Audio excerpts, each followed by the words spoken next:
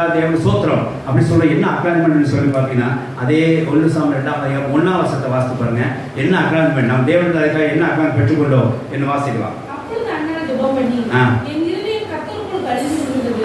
என்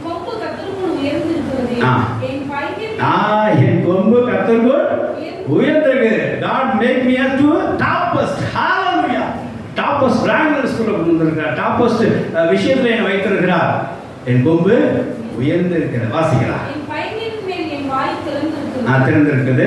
லட்சுமியாரை சந்தோஷப்படுகிறேன். சந்தோஷப்படுறேன். ஹாப்பிஸ் இருந்துச்சு. ஹalleluya. எனக்கு ஒரு பெரிய சந்தோஷம். கர்த்தரின் கொம்பை உயர்த்த முடியாது. எனக்கு வந்த நான் எனக்கு கொடுத்த பரலோகத்திலிருந்து gift வந்தா தேவனுக்கு ஸ்தோத்திரம் செலுத்தணும்னா எனக்கு வந்த பலன் என்ன தெரியுமா? சந்தோஷம். ஹாப்பினஸ். ஹalleluya. தேவனுக்கு ஸ்தோத்திரம் உண்டாக. நீங்க கர்த்தருக்குள்ள எப்பவுமே சந்தோஷமாய் இருக்க வேண்டும் சொன்னா தேவன்